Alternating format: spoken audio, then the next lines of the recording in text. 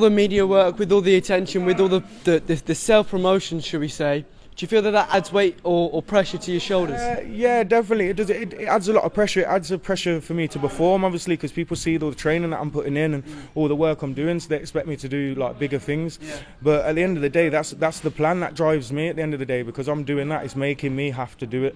So that's why I do it. You know what I mean? At the end of the day, and I know people think, oh yeah, it's repetitive, what I post all the time. But when I don't post, people are like, where are you? What's going on? Are you training? What's going on? You know what I mean? So we get it in, and a lot of people have turned around to me and said I've inspired them to start training, doing things themselves, and obviously a lot of people that I've brought into the gym as well. So it's just good things. It's always good things. That's what I'm aspiring to do. Good things and make money from it. You know what I mean? That's the way forward. What do you think of places like these youth clubs, these centres in the community which bring the kids off the street? They bring them to a place where they can get their minds off what's going on at home. How important is that for you? I think that's very important. Like me as a younger, like I did have a few youth clubs in my area, but I was one of them youths like, fuck the youth club. I'd rather be on the roof of the youth club. You know what I mean? I'd rather be chucking stones at the window of the youth club. I was a kid that weren't allowed in the youth club, but unfortunately everyone grows up and realises that's not the way forward. And if it weren't for these places, like a lot of people would be in dark places, or maybe not even here. You know what I mean? There's a lot of things like people like take like.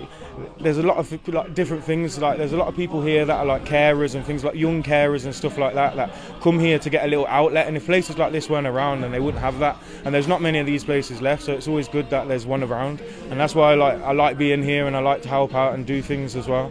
You know what I mean? So if you could give any advice to a 14, 15-year-old Jamal, or a 14, 15-year-old kid that was going through those struggles, who was on the roofs of the youth clubs, what advice would you give them?